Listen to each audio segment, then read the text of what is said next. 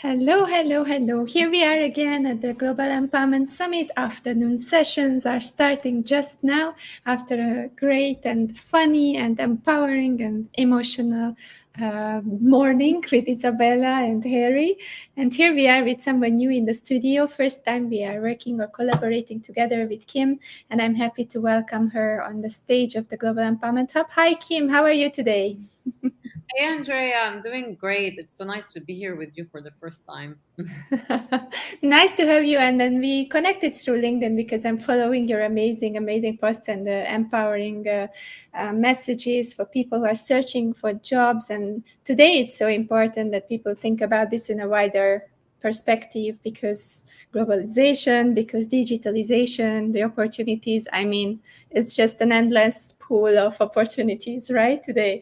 So nice, and I'm happy to talk to you about this topic very soon. But before I reveal the exact topic what we will discuss today, tell us a little bit about yourself and who you are. Where are you from? Favorite designer? I don't know, something that we can know about you.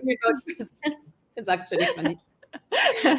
So I live in Dubai, which is in the United Arab Emirates. I've been here for 9 years now. I'm originally from Lebanon, so I'm Lebanese.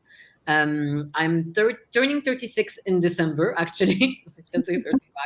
I'm turning 36 in December. I'm a career and leadership coach. I've been doing that as my own business, my own consultancy firm for the past 2.5 years, up to 3 now. And before that, I had almost 12 years in the corporate world. You know, I've done a lot of big brands out there. My first internship was in Coca-Cola, for a year. Then I did a bit with Kraft, L'Oreal. And the funny part is, how did I get into coaching? Well, 2 things. When I was still a graduate in terms of, masters and everything, and I used to go for interviews because I wanted to find internships, and then after that, my first job, I actually realized that I loved interviews.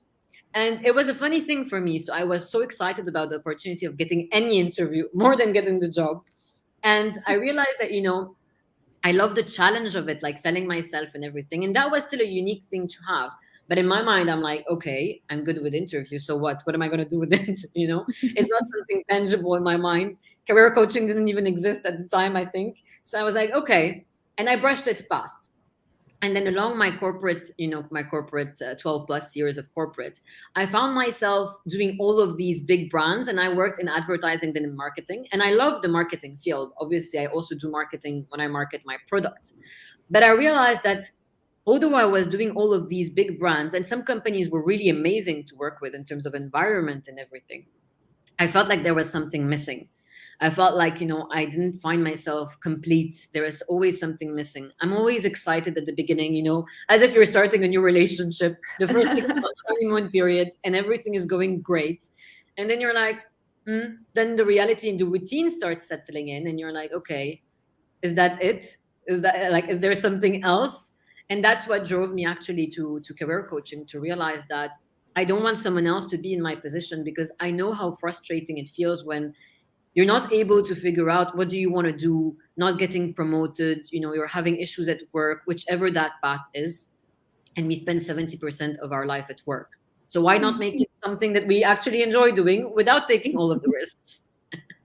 And I love your career path also, working for big corporates. I guess from the inside, I was working for multinationals too. So it gives you a bigger perspective about what is out on the market, how they do their own processes. I was also changing every 2 years because I just felt I need something else. And I ended up as an entrepreneur at the end. So it's kind of like a searching and experimenting all the way.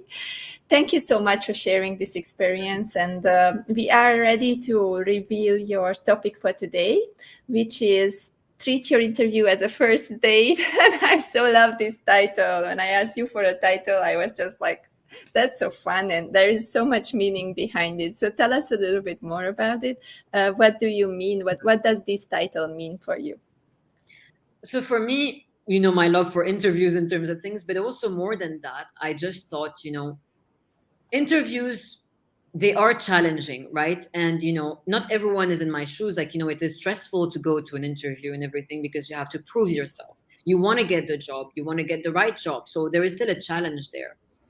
But what I mean by treat your interview as a first date is actually thinking that it's the same as going on a date, but not in the romantic aspect, of course. It's more in the professional aspect. You're going to go there, you don't know what to expect. You can find things on LinkedIn, about the company, about the person that's going to interview you. And I definitely encourage, of course, people to do that in their research before going there. But you also don't know what to expect from a personality aspect, because LinkedIn gives you so much in terms of things that there is not much to say. You don't know if they're going to have, like, you're going to have a stressful interview, if they're going to be more putting you in a comfort zone for you to be able to relax and to be more yourself. You don't know what to expect. So it is a first date where you're going to be, both of you actually, portraying the best version of yourself, kind of, where you want to impress the other person because you want to get hired if it feels the right fit, of course. And they want the right fit for themselves. So if you are that right fit, they will also portray themselves in the best light in terms of things. And this is where the treat your interview as a first date came from in terms of insights.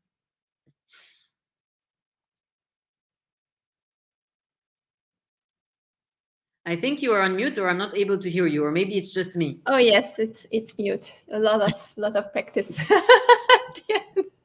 There is always a bug in the system, but we can solve it. So they are saying that they love your title. So Cynthia is saying that love the title. Jagetis is also loving it, and Alchan was already asking for it. So thank you guys for watching and for tuning in. And yes, relationships and interviews, we are very, very similar, just as you said. So when we are at the beginning of the relationships, we are all excited, right? So how can we calm ourselves down and give the best what we can at our first date, if we can go from that perspective? And that's a great question. I think the most important part is understanding ourselves first before we want to impress the other person. You want to understand what you stand for, what your values are, get clarity on what do you actually want from a job, from a company perspective, from a progression. Because once you have that full clarity in your mind, it's not even going to be selling yourself, because it's going to flow out automatically from such a comfortable place, such a, an emanating self-esteem and confidence that people are going to automatically be attracted to and want to know more, that it's going to be an easy game for you. But it's really about understanding yourself first, knowing what do you want, why do you want it, where do you want to go, what type of environment do you want to be working in, and everything else will be so much easier after that, because there is no selling game after this. It's just, also it's important to realize that if you're not in a, I would say, in a critical state, what I mean by that is that, of course, if someone is unemployed, I would say the first thing is to find something, because you have that financial pressure. So we're not going to fool ourselves in terms of saying, but let's find the right job and everything, because we don't have that luxury of time. However, if people have a job and they're not happy with that job and they want to move, then they have more the luxury of time of finding the right opportunity.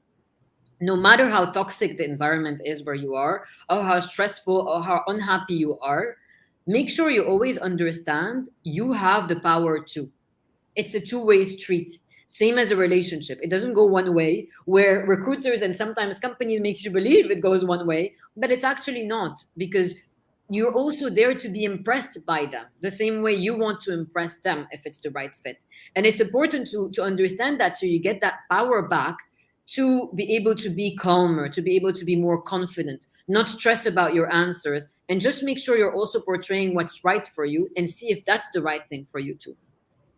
Such an important point. I think we all have been there, that we went to an interview and we wanted that job, and then we accepted offers and signed contracts, even if we didn't want it to, or I mean, not in that form, not with that salary, and we didn't dare to ask for more. We didn't dare to ask for different conditions, or another date to start even, or just not go to a Holiday. all over the world, or have a longer holiday. I mean, these are important things in a person's life, and we have to set our boundaries, right?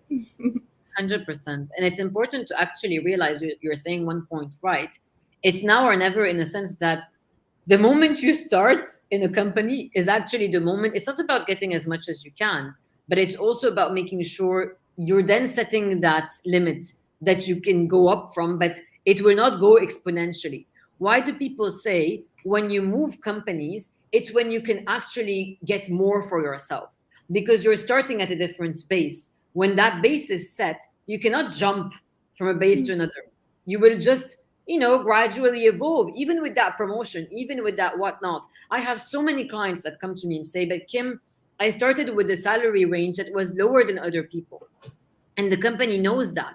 But they will still tell you, it's your problem. You're the one that negotiated that base that is the wrong base in terms of things. You're the one that had to do the research. We cannot do anything about it now. And you will always have that struggle after, because no matter what, you will always be at a lower bracket unless you again move from a different company to another. That's how important it's to start also off on the right base. I think it's also coming back to relationships. If you go into relationship with something, just like you said, then it's good to set the base, because later there's no complaint.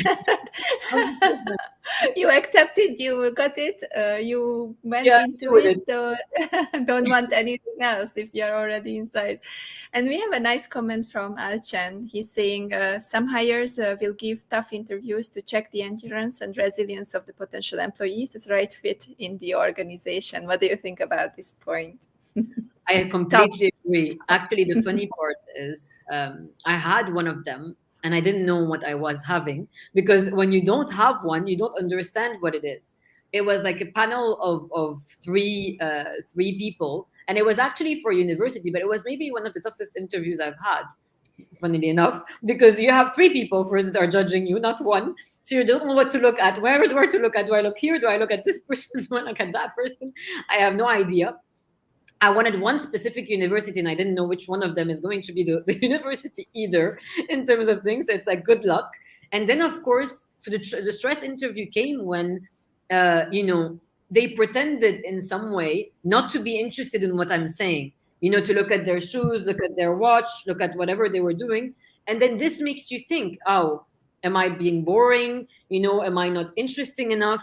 Am I, whatever that is. And I came out of that interview and I'm like, definitely I'm not going to get in. I need to start finding an alternative because it didn't work out, blah, blah, blah. And then when I got the acceptance letter, I then understood that, okay, then it was a stressful test in terms of things, and people putting you in a stressful position to see how would you react? How will you cope with it, And it's important in that case, to obviously stay calm in a sense that you tell yourself, what you're saying. Don't get distracted. And stressful interviews can be different things. So I gave my example in terms of the clock and the whatnot. Some people can, I would say, challenge you in terms of what you're saying. But the challenge is also on purpose to see how good are your negotiation skills, how good are your influencing skills, especially if you're going to utilize them in your day-to-day job. Don't get distracted by your thoughts. And it's okay to understand, even if they don't agree, everyone has a right to his own opinion or her own opinion in terms of things. But it's about taking that step back and understand. Stay true to your opinion. Don't diverge in terms of things much, because then you seem that you're not confident in terms of what you're saying. Accept the other person's opinion as being valid as well. But reinforce, why do you believe that opinion or that thing is the right thing? And don't get distracted with everything that goes around you. That focus on yourself, focus on doing great, and then you're going to come out at least with no regret and saying, what, I've done my best, I've done what I could in terms of things, and I'll leave it there. And it's very interesting that you said about not impressing the people, because even when you start to impress people, talk about things that you don't like, maybe you will be put in a situation or in a position that you don't like, right? It's like an endless circle of misery once you started it. 100%. And I would say the challenge as well is some people sometimes little white lies, which are little white lies, very small lies, are okay.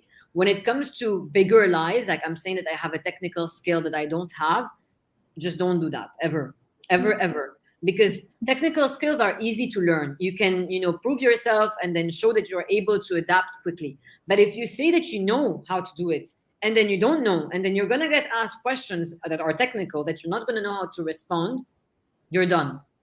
Because then even if you were doing well, they're just seeing that you lied, so you're not being honest. Then what did you lie about other than that? And it's just going to be a no-go. So no matter how much you feel like, oh, but I have to say that, because if I don't say this, then they won't take me.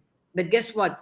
Either you own up to the fact that you don't know it, but then you can do X, Y, Z, which can compensate for that and learn, or don't say it because it's just challenging in the first place. Imagine starting the job and you don't know how to do it. You can learn it easily once you're honest about it. But don't do something that's technical, because this is the biggest trap that some people say. Or maybe for example, they talk about something or a subject that they don't really know of. But then when I pique you with questions, you're not going to know how to answer. And just be very careful with that.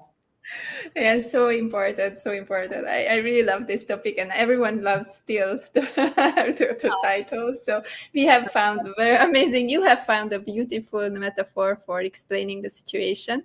And I think it's also important to explore the process, like explore the process of searching your career or finding your career and going for an interview. Because this is something that, okay, I guess we would need a separate session for the find your career part. But once you are getting to, okay, I decided I want to go to this interview. I found this on LinkedIn. I see the advertisement. These are the things that people need. How do I go about it? What is the preparation? What are the phases that I have to go through? 100%. So I think that once you know exactly what you want to go for, what type of industry you want to go for, what's the size of the company you want to go for, what's the type of role you want to do, etc., etc., then it's just making a plan that needs to be very specific in terms of getting it, right? Applying online is not enough these days. You know that 7% of the jobs that are outside in the hidden job market, we call it, are online. Even less, because sometimes, and I'm sure people that can relate on the call now are going to tell me, but I applied for that role, it seems like the perfect fit, and then the next day I get an automated rejection. How is that possible?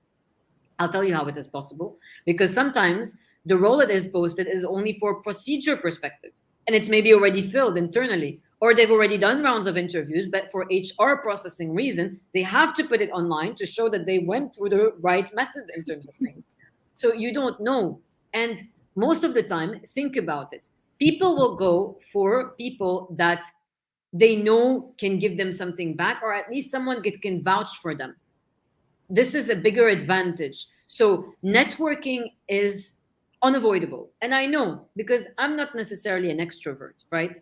And I have a lot of people I work with that are introverts. And I know how uncomfortable it is to send that message for someone you know or someone you don't know and ask for something. But guess what? If we don't ask, we don't get. And there is a tactic way about doing it. It's not like, hello, can I send you my resume? Then I'm going to tell you, don't waste your time. Because that's going to give you, either if people are nice, they will not answer. Or they will just say no, or who are you? Why am I going to help you kind of thing.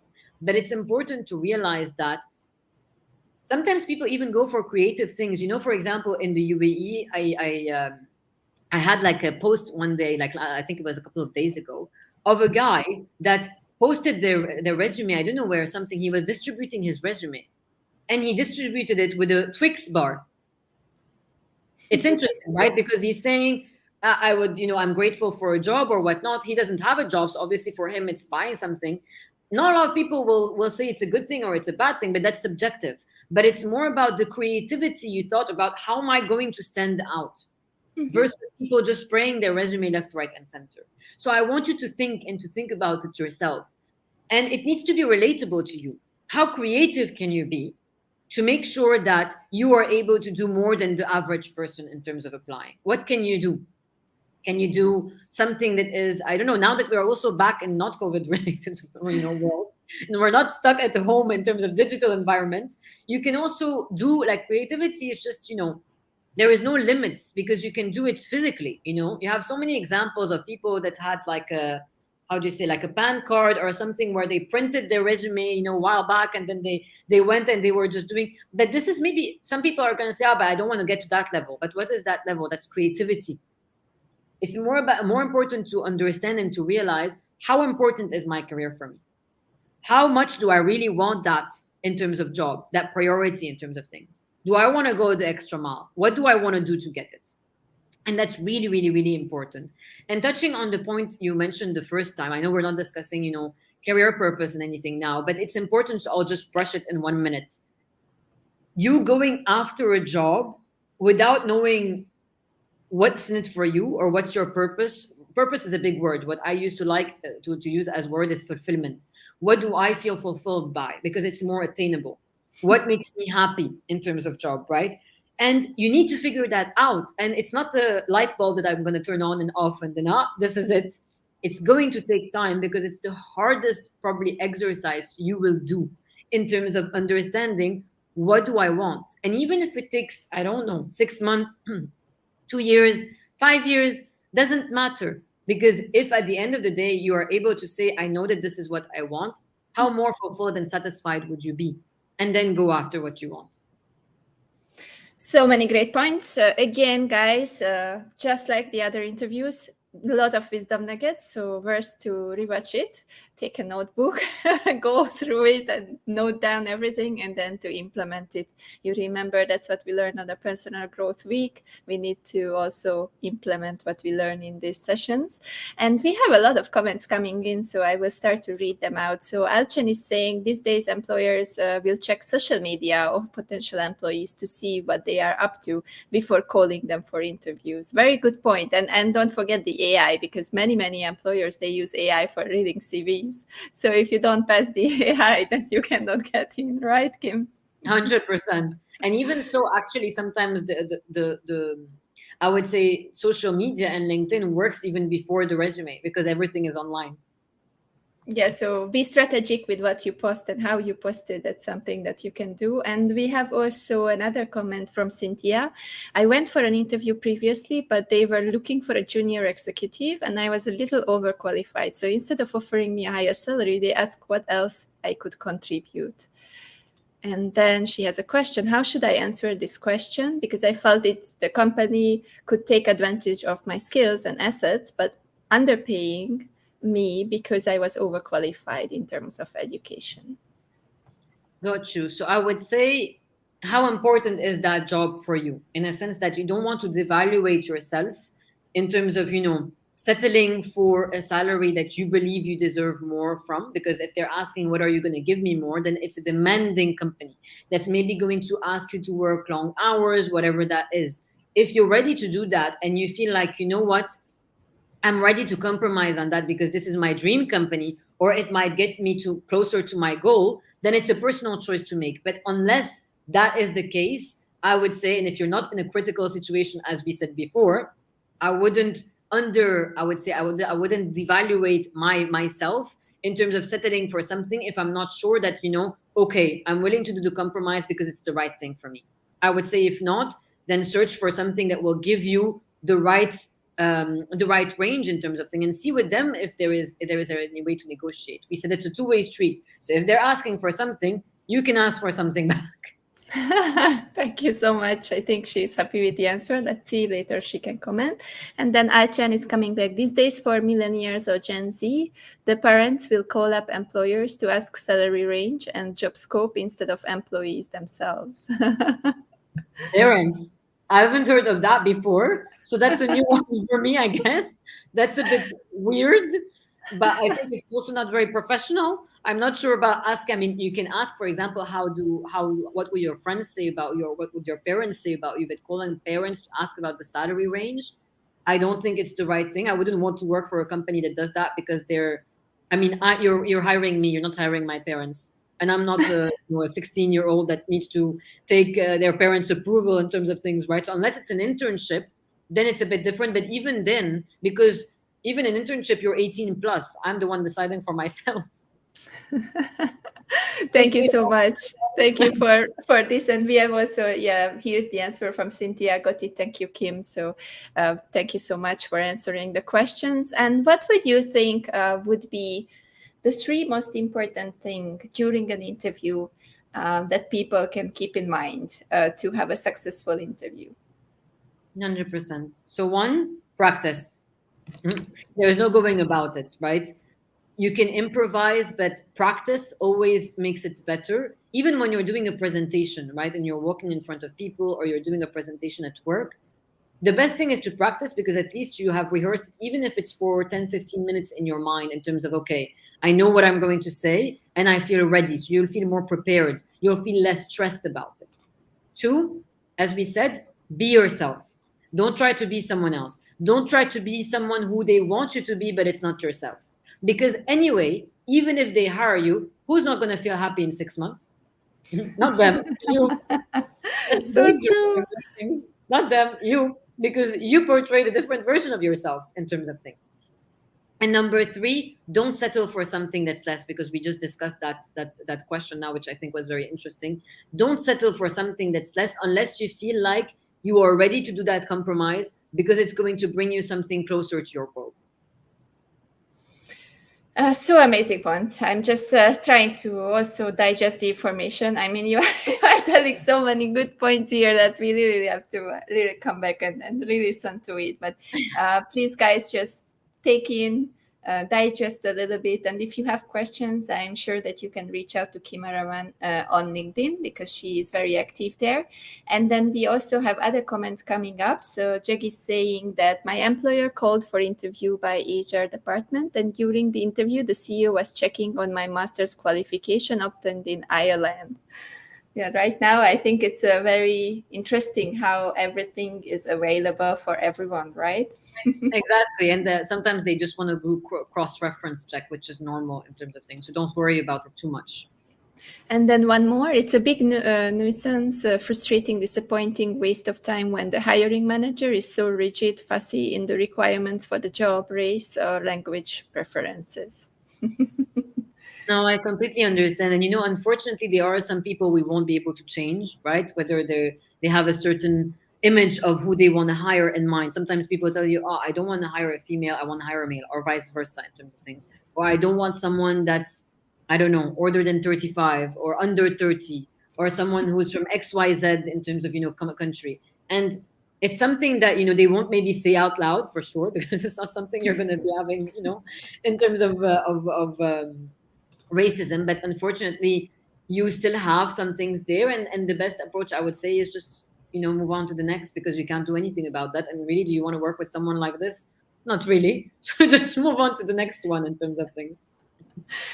And we arrived to the end of this interview, but really I feel like there is so much more to say here and so much more to explore. So guys, don't be discouraged. Reach out to Kim, rewatch the interview. When you have questions still, you can put it under the live feed, because I can send it to Kim anytime and we can paste in the answers. So don't worry.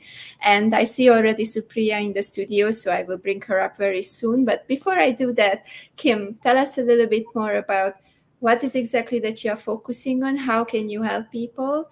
And which is the best place? If not LinkedIn, then where can they reach out to you?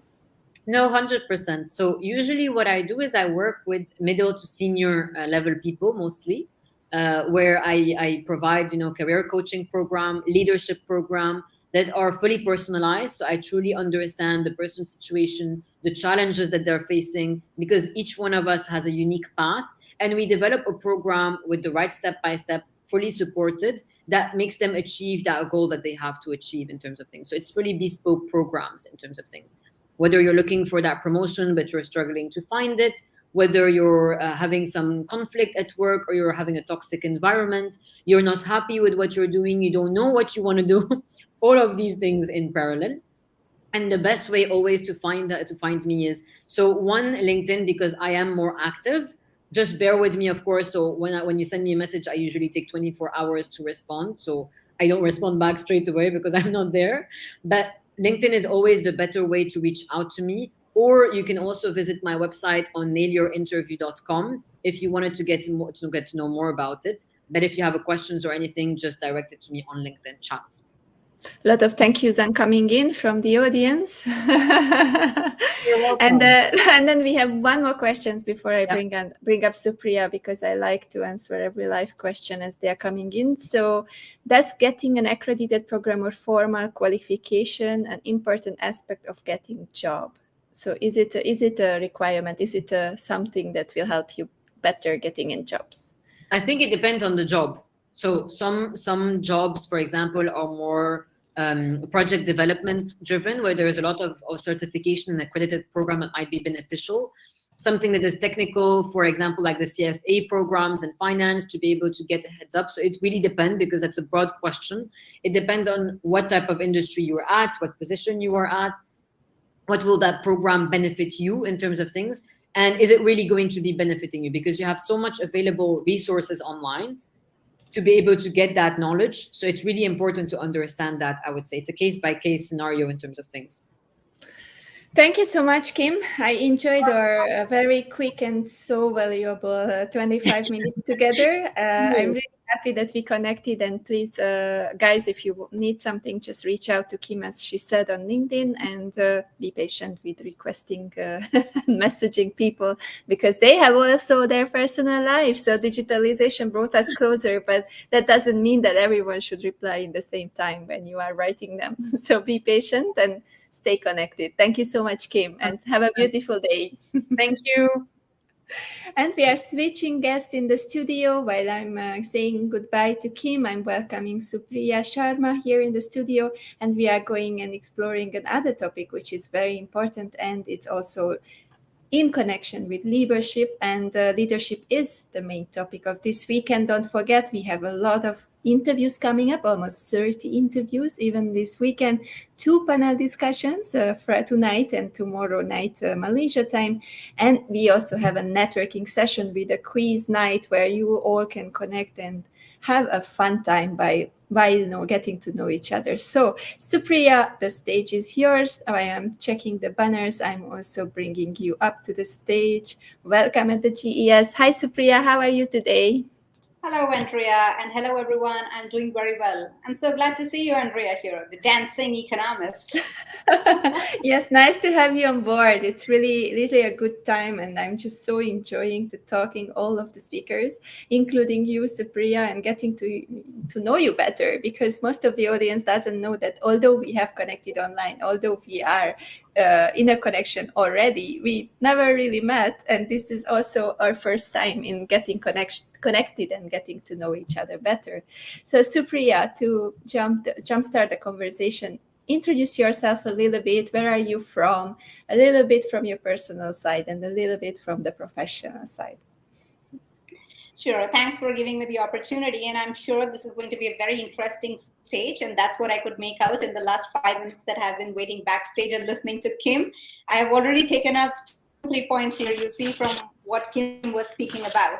So that has been very interesting already, and I'm sure it's going to be great. I'm grateful for the opportunity to be here. I am Supriya Sharma, and I call myself a business alchemist. So we help businesses formulate and implement their business strategies, so to say. And while business strategy can sound really boring, very dominant to a particular space, so we say, okay, we help your businesses grow regardless of the size you are and regardless of the industry you belong to, and grow not in the old fashioned or not in a conventional fashion, but here we are talking about growing sustainably. We are here to stay.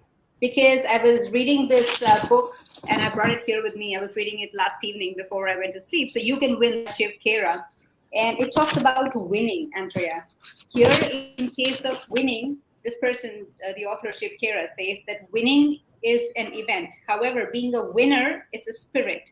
So while we talk about growing sustainably throughout the world, Whether we are a teacher, or we are working out at our homes, or we are students, or we are entrepreneurs, or we are professionals with years and years of experience in the corporate world, regardless of what we do, we are here to grow sustainably. That's the whole idea. So it's not just a one-time event, it's a spirit with which we have to grow.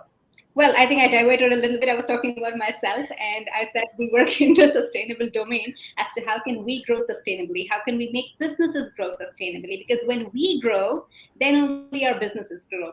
Because at the end of the day, businesses are, of course, they're legal entities, separate legal entities than us as humans. But who makes those businesses? It's we, it's you, me, and all of us.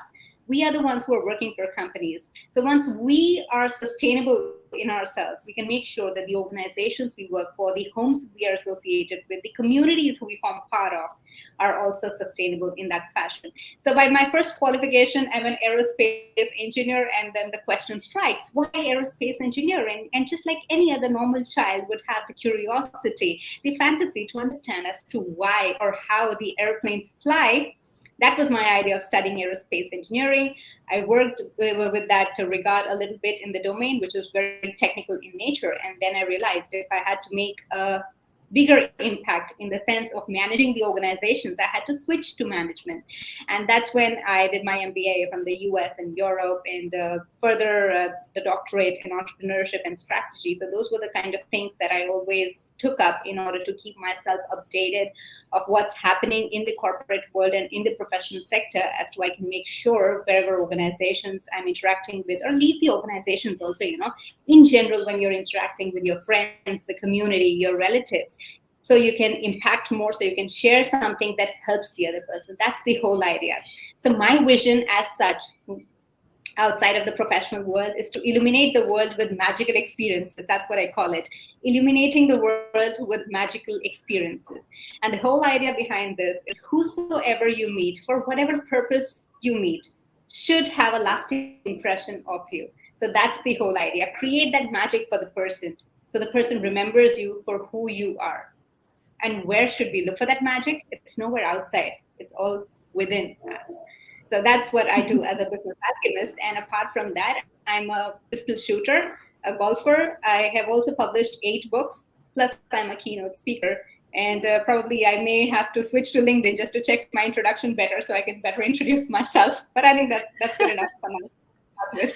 Thank you so much for sharing so much already in the first few minutes, and I think that will be also something that people have to really re-listen to, so that they can get all the experts that you just put in so perfectly together in this first few minutes. So let's start and slow down a little bit with the topic itself: sustainable leadership for a sustainable world. So how does one start with a sustainable leadership? How and where can people know more about it? How can they start the process of learning about it? What are the steps that they have to take to get into sustainable leadership? I like the approach, Andrea, as to how you take it, because that's how we start. First, we start by knowing what it is actually and whether it is meant for us or not.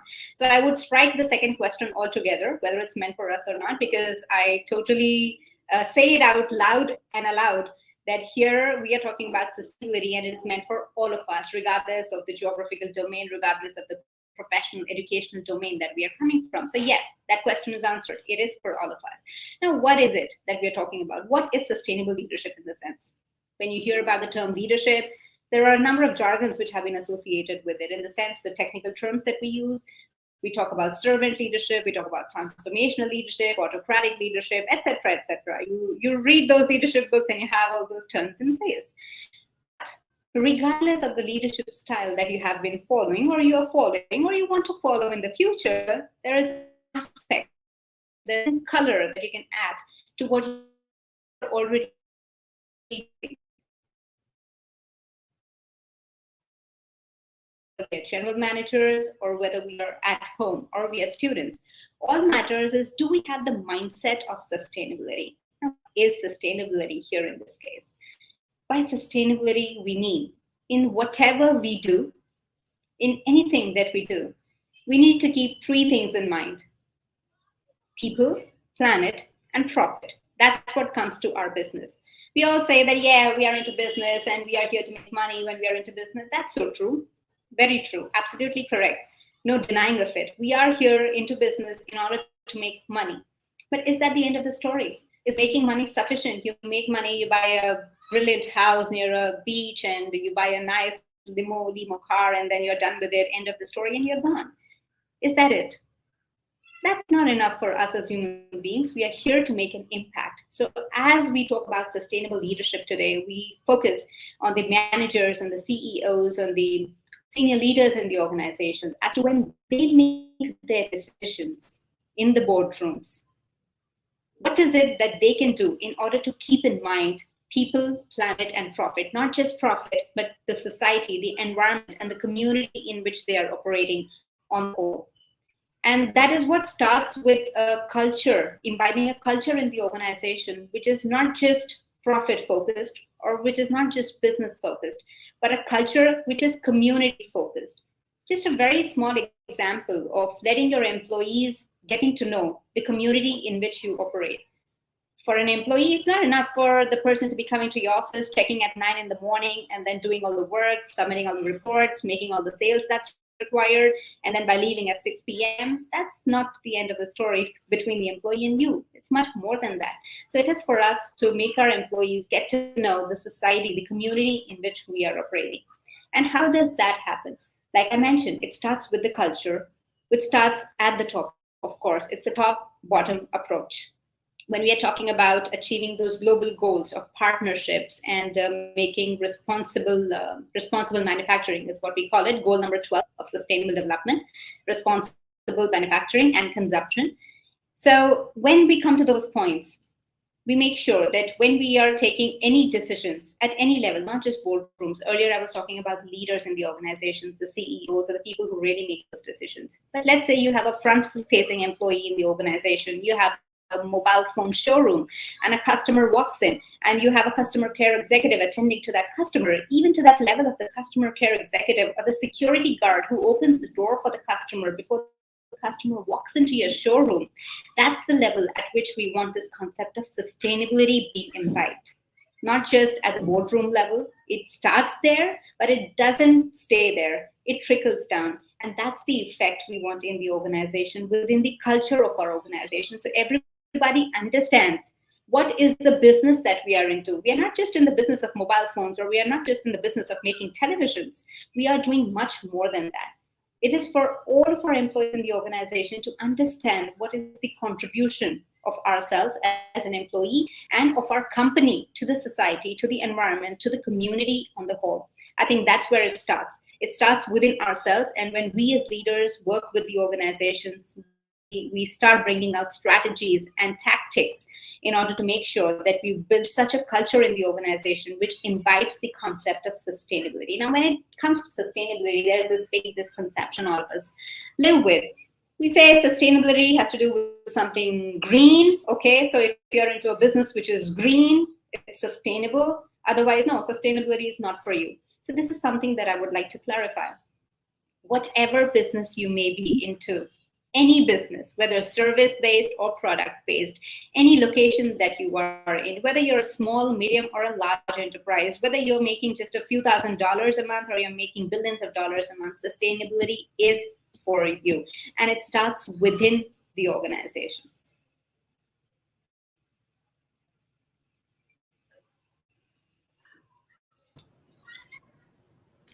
Lovely points. I'm just waiting a little bit for the internet connection to catch up. I hope you are seeing Supriya just as clear as earlier. There was a little bit of a bug here and I saw her a little bit slowing down.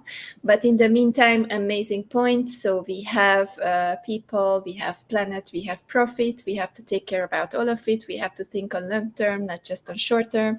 We have to also include a kind of a culture that we are implementing in the society, in the workplace itself as an employer. And there are a lot of things that we can do along the way so that it can really work on long term, not just when we do it and not just I have been working in multinational companies, so I know sometimes there is an implementation, but there is no follow-up. Sometimes a new leader is coming, and then everything is switched and swept away. So it's really good to have a conditional and a continuous plan, and something that is inherited from people to people throughout the history of the company. It's very, very good points here again about sustainable leadership.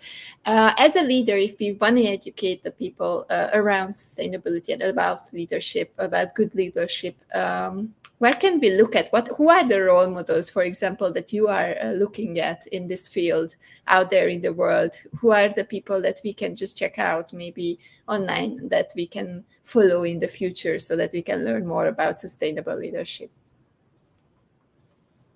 That's a very relevant question, Andrea, specifically because leadership is all about role modeling.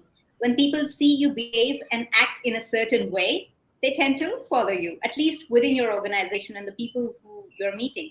So let's say you have a small organization with 30 to 40 employees. That's a small organization.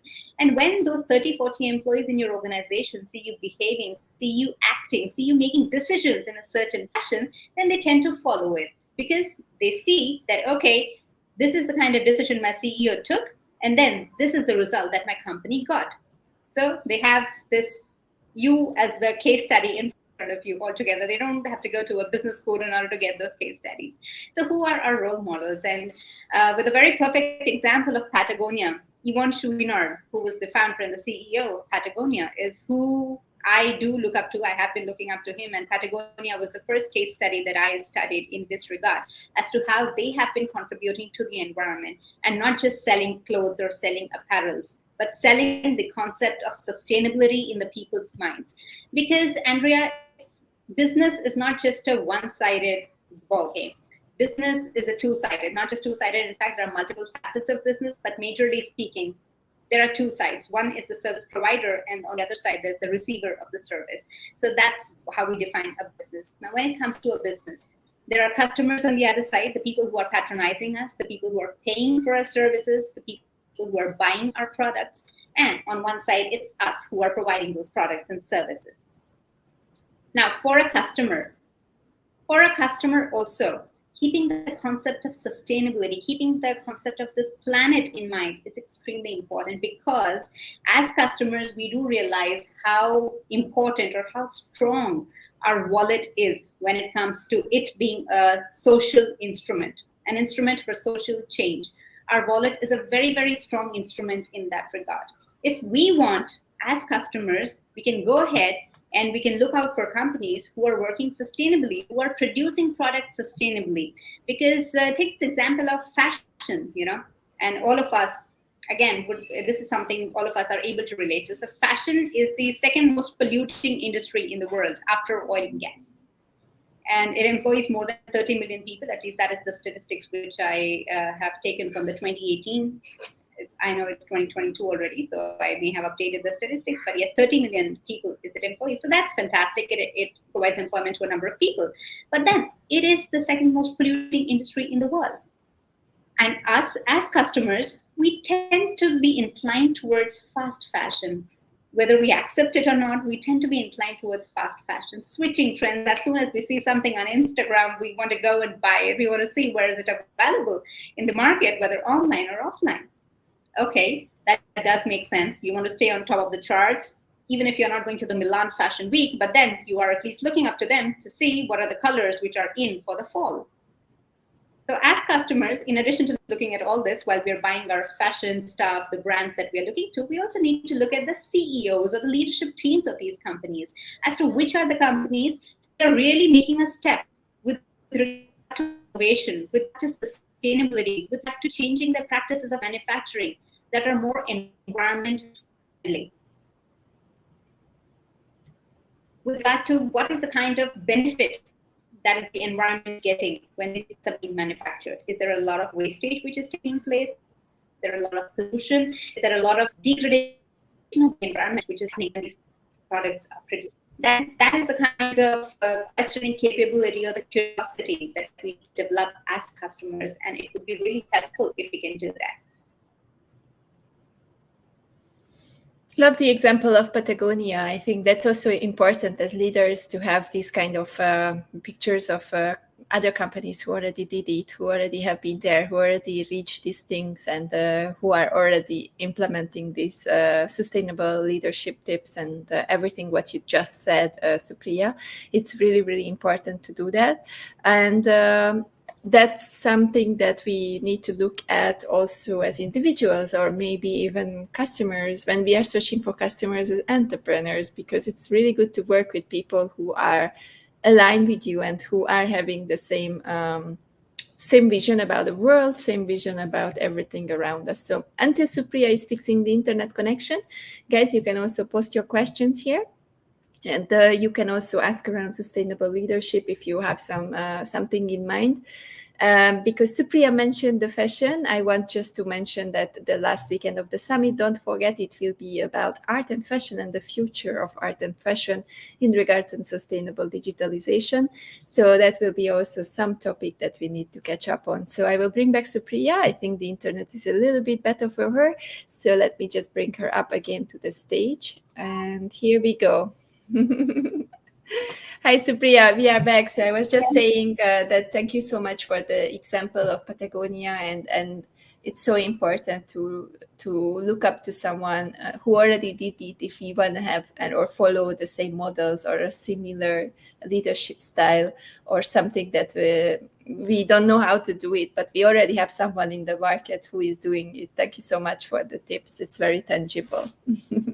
Absolutely. And if we are not in a position in an organization where we have the hand and we have the authority to make a decision or build a strategy around it, then also I was speaking about how as customers, we can influence these decisions of the companies. So as customers, if we are using our wallet to promote companies that are sustainable in their activities, it automatically sends out a message to the economy. It automatically sends out a message to the industry. What are the practices they need to inculcate going forward in future if they had to have that competitive advantage?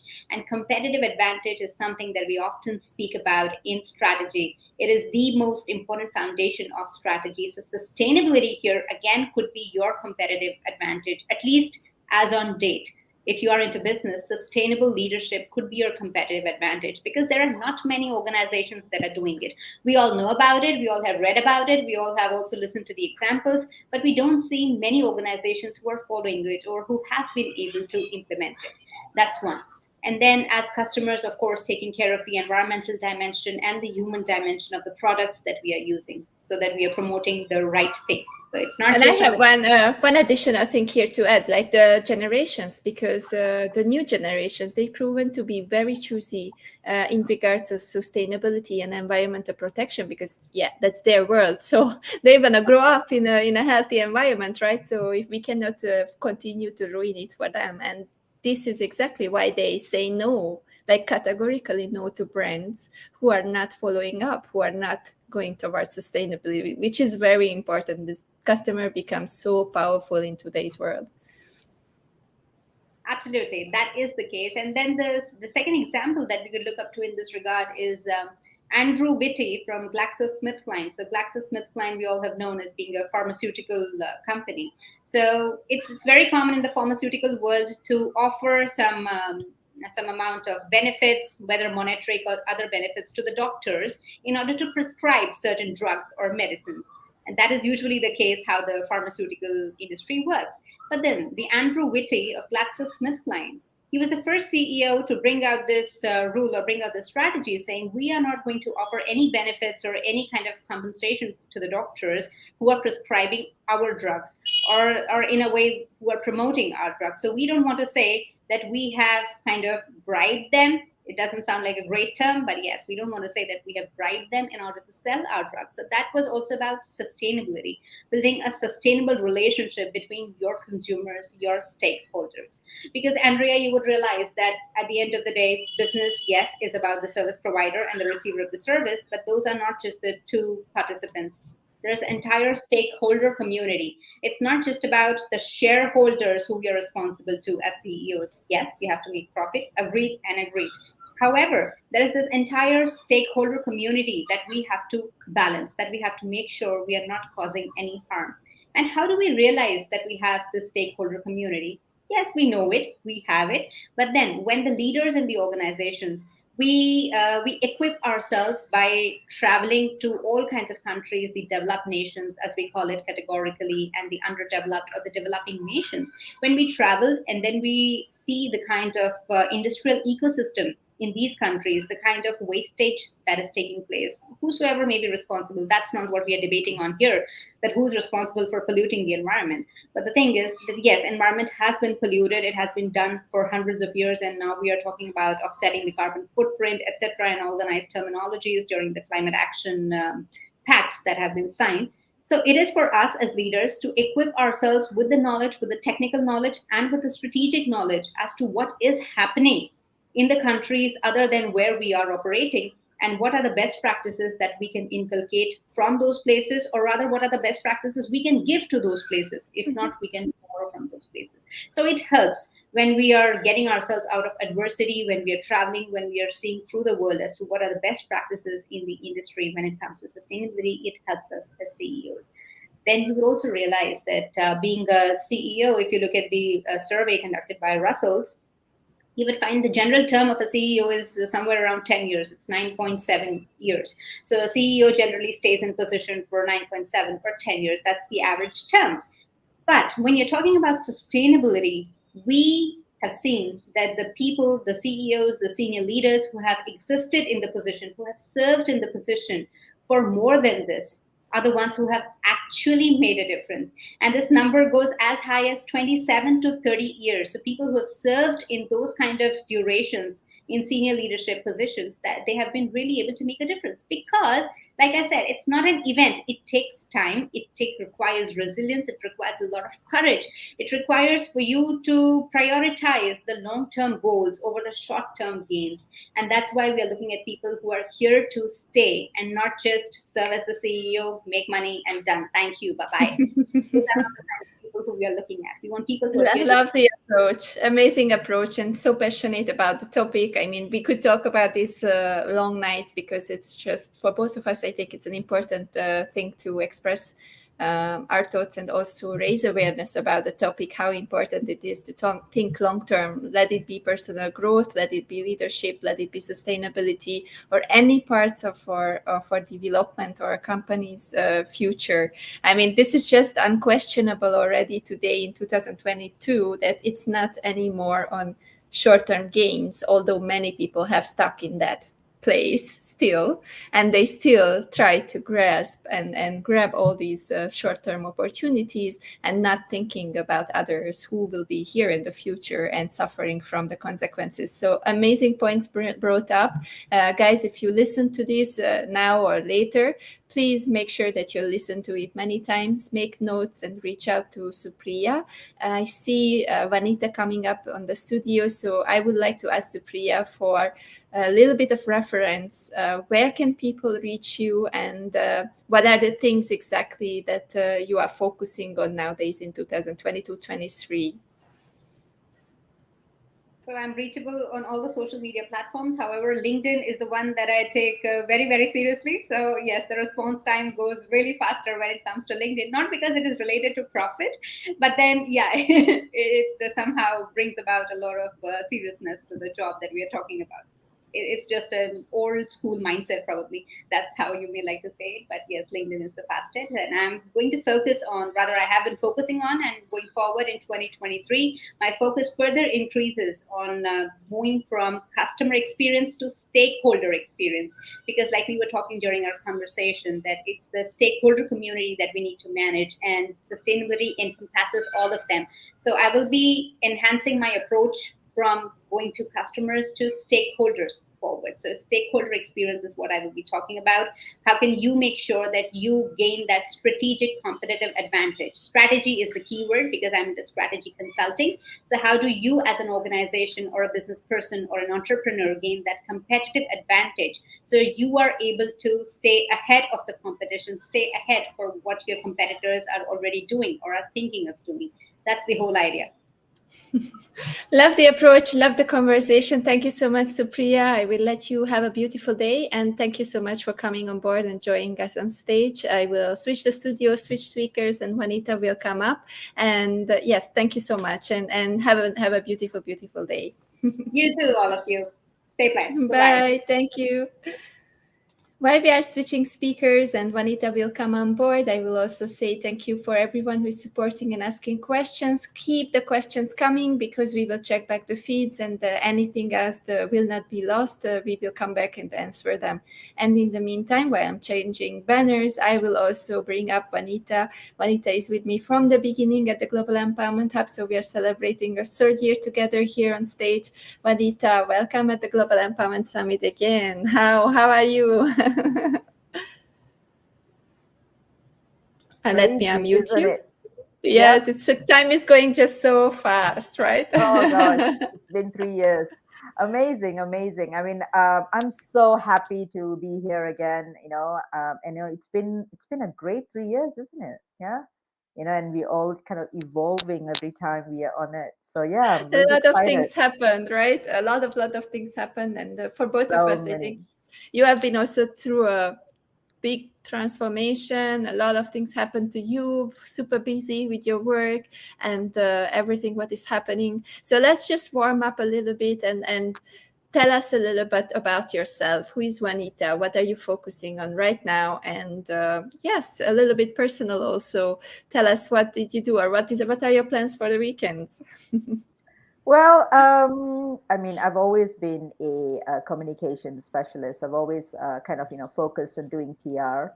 But I think, having started doing PR about 15 years ago, sorry, I basically kind of, diverted into a whole different genre of doing a lot of lifestyle, fashion, and luxury PR. I think that's kind of, given me a little bit of an edge because, I was a newbie in the industry. I always tell everyone I was an accidental PR practitioner. And so I wanted to do something different, to kind of, position myself differently as well. And that worked, and having been doing it for 15 years, of course, it's been amazing. But yeah, and I think, being part of the whole pandemic in 2 years has also given me a whole different, insight and a whole different perspective. Just kind of putting everything into kind of, a bit of a perspective for me in terms of, not so much what I do, but who I am. That kind of really kind of set the pace for me for 2022. I really started questioning a lot of things about myself, of who I was, where I was, what I was doing, how I'd been doing before, and what I should be doing better. I think it was just like a new dawning almost, for me. And yeah, and this year I've been taking things slow and easier, not so much into the rat race anymore and trying to compete, and kind of looking over my shoulder to see who's doing what and how should I do it better. But more so, just being in my space and doing the best I can do, putting forth the things I want to do, which at the end of the day makes me feel good inside. It's not about, again, coming out of this whole 2.5 years or so. And because I've had a major transformation personally in my life and professionally as well, I think was a lot more about, taking a little bit about my power back, and, putting that power into the forefront. But while I was bringing the power into the forefront, also kind of looking at the bigger picture of things, and trying to, kind of walk one step, at a time, I think. Not rushing One and step running at a time. yeah, I know it's always been like sprinting, and I just wanted to check, just do me, do me the best I can. So important. And let's do a little bit of technical check just with you, because I think your mic is touching the wooden necklace that you have. Oh, so okay. when All right. it's doing this, then we hear the necklace confronting the little mic. I Sure. think it's the other one, the white one on the other side, the bigger. Yes, that one. Okay. It's just when you move, it's just touching, so it's a Yeah. bit noisy on this side. I'm I'm quite animated, so so hence It's why. beautiful. I know. Yeah, just I Okay. hear the noise of the two things coming together, so I want to make sure that we have Okay. a good quality audio. All Yep. right, Vanita. So rediscovering you and the new day every day. So what is this title for you? What does it mean for you? What's behind? Tell us a little bit about this. Okay, so rediscovering me, I've realized that we are all a work in progress. None of us have, have arrived, or none of us have are at a place where we can say, this is perfection. This is where I want to be. Because every day we're discovering new things. I'm discovering new things about myself. And because I'm discovering new things about myself, like I said, this year has really been a little bit of an eye opener for me to really kind of take stock, take some, power back. Um, for the longest time, I was living the life where I was always told what to do, or like I said, always looking over your shoulder to see what everyone else is doing, kind of, living in that little cycle a little bit. But I think it came to a point in my life to be able to say, you know what, I am going to sit here now. I'm going to take a good hard look at myself in the mirror. I'm going to face all my demons, and I'm going to really kind of slap myself a little bit, shake myself a little bit, and then kind of, ask myself, what is it? Who am I really? I feel like we are all put on this earth for a purpose, and a lot of us are not living our purpose. A lot of us are not living our best lives. Some of us may have the clarity of wanting to do the things we need to do or want to do, very young. But I, at my age, I'm 53 this year, and I feel like, I haven't had that time. Maybe I was just, in this little whirlwind of things, trying to be part of the rat race, trying to, keep up with the Jonases and everyone. But I realized that I did not take stock of myself. you know we all have this soul that is always crying out so much for us to live and nourish it and take care of it and love it and care for it. But we throw so much of society's expectations, on ourselves on a daily basis. So this year I took stock of that. um, you know and the last couple of months have been really great because I take a lot of me time. If I don't want to do something, I don't do it. And I've learned to do something very interesting. I've learned to say no. That word no, it's a very powerful word. People think that no is a negative word, but I've learned, they say it's vitamin N. So I've learned to say no when I need to say no. There is a difference of saying no and saying no when there's a need to say no. So I've learned to say the word no more often than not when I don't feel good, when I don't feel good here, and I don't feel that energy being more positive than it's not. I've learned to say no. Okay. And secondly, I think learn to be able to take stock of my life and have clarity. Where I want to go, what I want to do. How far I want to go. Not so much 5-year plan, 10-year plan, and everything, but just what am I going to do in the next 3 months? Where do I see myself? Whether personally or professionally or with the people around me, what do I need to do? And slowly kind of making those slow changes in order, like, Oprah says, if you want to be somewhere, you cannot be the same person, right? You need to be able to make the necessary changes in order, if you want to get to a goal, and the goals could be really small. It could be minute goals, or it could be really big. It doesn't matter what goals you make. Nobody's goal is better or worse than anyone's, goal. Because, at the end of the day, we need to be able to learn that all our goals are relevant. If it's good for us, it's good for us. Your goal, my goal, everybody's goal is different. And I think the third thing was really living my life in gratitude. Every day getting up and saying, wow, today, this is a great day. We have 24 hours in a day. We put so much of energy on what is not rather than what is. You know, we focus so much on all the things that are not happening on a daily basis, forgetting to give gratitude for all that's going right on a daily basis. And I think that's what I do. I stop and I go, stop complaining, take stock and be grateful, you know? and keeping my circle very small. I've cut down everything, keeping my circle very small, very tight, and being able, I think, more so taking the time to, again, like I said, discovering me has been a daily. It's almost like a daily journey.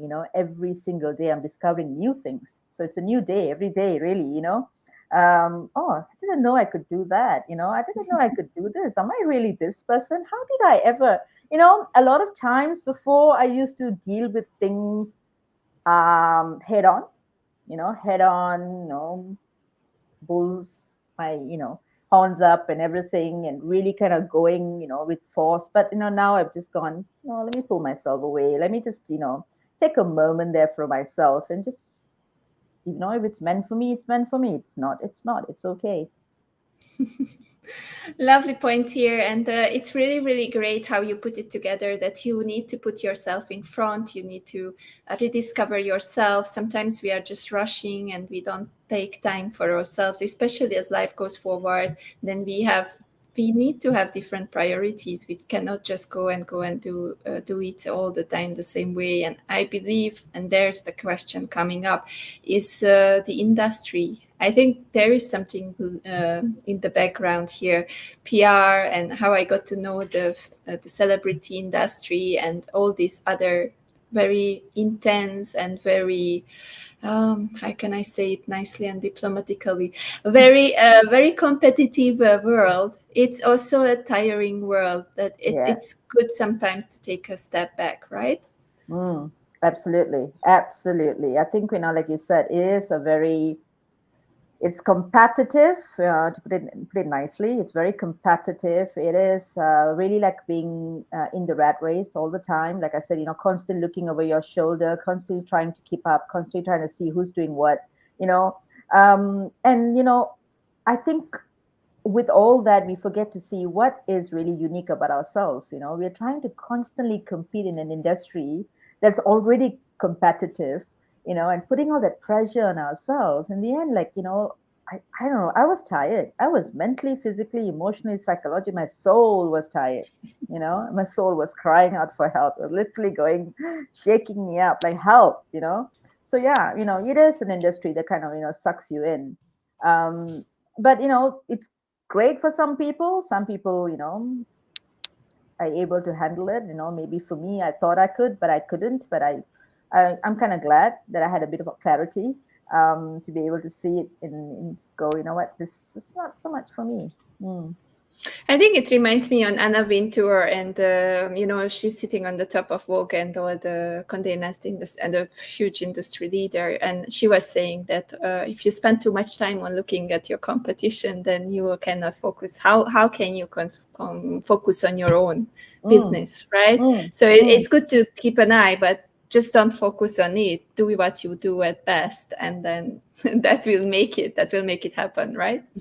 But I think more than that, right? You don't realize how powerful, I personally, how powerful each of us are. We keep thinking of the competition, but the competition really is ourselves. If we can create things out of nothing on a daily basis, and we have that faith and confidence in ourselves to push things through, think about the amazing cutting edge, things to be creating, right? Because we're always looking at competition. We're always saying, who's doing what, rather than going, what can I do that is so different? I mean, look at the greatest of people, right? They do amazing things. I mean, people laugh at this people, whoever comes up, crazy ideas, but in the end, their ideas work, right? They are different. And then if you're all going to be cookie cutters, then, the world is going to be a very boring place. We need to be innovators too. We need to be cutting edge too. We need to be disruptors too. We need to do things that are different, So I think more than looking at your competition outside, just look at yourself, and how you are only as good as your last job, right? So how can you do better and better and better every day? So what are the practical tips that you were venturing in this journey? You were starting to focus inside. So what practical things did you do throughout your day, for example, that helped you to immerse in yourself and to find your new ways and rediscover who you are?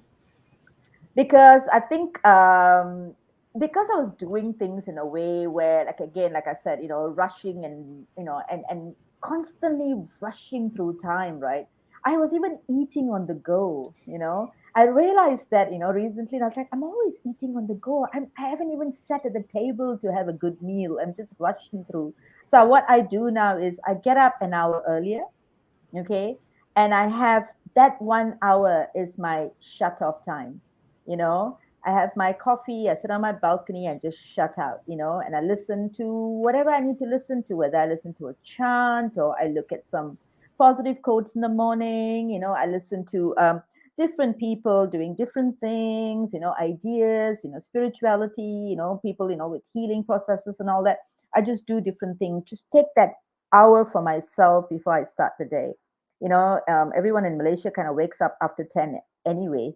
Businesses start moving after 10 anyway. Andrea, I'm sure you know that, and I'm sure you're like, Yes, after what 3 is years. wrong with Yeah. Malaysians? So even if I get up at 7 and send messages, I'm not going to get a reply until 9 or 10 o'clock. Even sometimes 9 o'clock is like, thank you today. But I'm still trying though. true, right? True. You can send 8 o'clock messages and you get replies at 10, 11, 12. After 2, it's that crazy. Just when you're winding down for the day, then your messages just go crazy, 5, 6, 7 o'clock. But yeah, take that hour, do nothing. Kind of, sit down and list down the things I want to do for the day, have a task list. And really take the time for myself, what I really want to do. I think getting up that hour, the practical tip I'll give everyone is just get up an hour early. If you're getting up usually at 7 and you're rushing to work, get up at 6. Just have that moment for yourself. A lot of times we get up and we're on our phones. Just put the phone away. The phone, nothing is going to happen at that time. Like I said, Malaysians don't start the day so early, so it's okay. Put your phone away, put everything away, just sit down and just take that hour for yourself. It does you a lot of good. you know and that's how you start your internal journey as well, just taking a little bit of time, taking a little bit of your power back. A lot of people say that, oh, but that's really selfish how you want to do things for yourself. It's not selfish. It's called self-care, it's called self-love. If you don't have that, if you're going to be pouring out of an empty cup, I don't think you can do much, can you? So yeah. Lovely points. And I love the approach of staying up a little bit earlier and having a Mm, little bit more time for yourself. I mm. still can remember the crazy nights of the first GES summit when my hubby was like literally bringing me food into the MyTech, and I he was know. And like you guys were like sleeping lying on the next floor to and me. sleeping. I remember that. That I was remember that. crazy times. Sometimes we do Crazy. crazy things, but at the end we learn from it. I think I Yep. learned throughout the day. Also, okay, not the second year because that was even crazier to be online for Mm, 220 hours. But now I take it very easy. It's on the weekends. I have breaks. People can also have a lunch. They can go and be with their families, come back and watch us. And I take it really easy, even with the pressure, because the only thing what matters that the speakers are here, we can do these interviews, and then everything about repurposing the content, about sending out the message, about yep. building the future. So it's less stress, and reorganizing it and looking back at it has been giving me so much of I don't know, like the weight is off my shoulder, right? Because I got to, okay, I can breathe. There is a day, even if something goes wrong. There is another day I can do better, and I'm never ever again compare myself Yep. to others, because I can already improve myself. I can do better every day, and I can do something which is coming from Oh, my heart, right? Which is oh, totally different, and it's the same for you. So yep. it's a crazy ride. I think all of us goes through it. It's part of life to learn, and it's part of life to slow down. And I saw that the last 2 years, 3 years, people Mm, got more aware and more spiritual, I mm, think. What do you think mm. about this I don't know. alone time, right? Some people survived it, some people didn't. I think some people got better out of it, and some, either you get better or bitter out of situations. My late mom used to say, anything that happens to you, either get better or bitter. you know that really is a choice you make, whether you want to get better or you want to take the bitter path. you know and I'm not discounting people who've got issues with maybe your mental health, have gone through all these difficult situations. We all have. I have to, I'm sure, Andrea, you have to, the days that you just don't want to get out of bed. And I'm not discounting that, I'm a big advocate of all this, but I think at the end of the day, if I can pull myself up, then I should be able to pull the next person up as well. We are a society that puts too much damage, on other people. We'd rather bring someone down than lift someone up. I don't know why we become like that. As much as we say we want to be a kind society, but we're not. A lot of people are not. They look at another person's success, and they are not happy to clap and to cheer that person on. And I'm sorry to say this, and I know I'm going to be sounding very sexist about it, but it's the women. The women bring down other women very easily. I don't even think the men do that. The men are quite happy being what they are, but it's the women. We bring each other down so much. Why do we have to do that? We should be lifting each other up. Stop sitting down and wasting your time and gossiping on other people. Do things that are more relevant. Because the moment women get together, like, oh, what's the goss? Like, really, that's what's going to make your life in this evening better? Come on, there's so much to do to lift each other up. There's so many things. Vanitha, I am really laughing about this because if I enter a conversation like this, I literally cannot stay there. When I start to hear the gossips, I'm turning out of that conversation, that group of people, and I have to go away because I just cannot stand if people are talking negative about anyone else. Yeah, because you'll be next. The moment you get up and walk away, you'll be next. You'll be the topic of conversation. So why are you even part of it? Before you know it, you'll be trashed too. So it doesn't matter if I will be trashed. I don't mind. But for me, the positive energies, the positive uplifting energies, I thrive on it. So when I get into a conversation or in a group or a community which is about others, which is about talking negatively about others or having this toxic energy, I just cannot stay. My vibration is much higher, and I feel it immediately when I enter, and I have to go away. It's just something that I decided in my life. Absolutely. And the moment you discover you, and the moment you take some power back, and the moment you start focusing inward, and the moment you start healing, and the moment you start, really nourishing your soul, you realize your energy levels are so high that the moment there is a little bit of negativity in a room, you don't want to be part of it. And that's what I said. That saying no just doesn't mean verbal no. That saying no can be any no. You just walk away from situations. I do that. I walk away from situations right now when it's not going to lift me up. It's bringing me down. Why be part of it? Yeah, great points. I mean, we were also talking about this with Kim, the previous speaker who was here earlier, that most of the time it's women, and we were thinking, why women? And it's very interesting because I believe it's natural. It's the human conditioning from the old times when humans started to exist, and we had to be competitive because we had to impress the males, and we had to secure our families, and we had to be the ones who are securing the future of our own genes. And it's just something that is with humanity since the beginning, and it's really hard to switch this mentality because it's instinctive, it's inside in us and in our history. But it's not impossible if you really take care of it and you don't see people with labels. But you see, okay, this is a person in front of me. It doesn't matter white, black, any race, any language, any gender, doesn't matter. This is just someone, a human like me. And okay, how can we support each other? And that's it, and nothing else. No hinderness, no any gossips or anything. Just the pure person in front of you, right? Yep. Because I think again, yes, it is about male and female. It's all about gender as well. And but then the thing is, each one of us have our own strengths. The men are men, and they are known for the strengths they have, and the women are women. We are known for our strengths. But if we can all work together, rather than fighting, I'm better than you, you're better than me. We can all work together, and be kind. I just feel like, we need to be a kinder society. We tear down each other too easily. And empathy, having empathy is such an important thing as well, especially right now.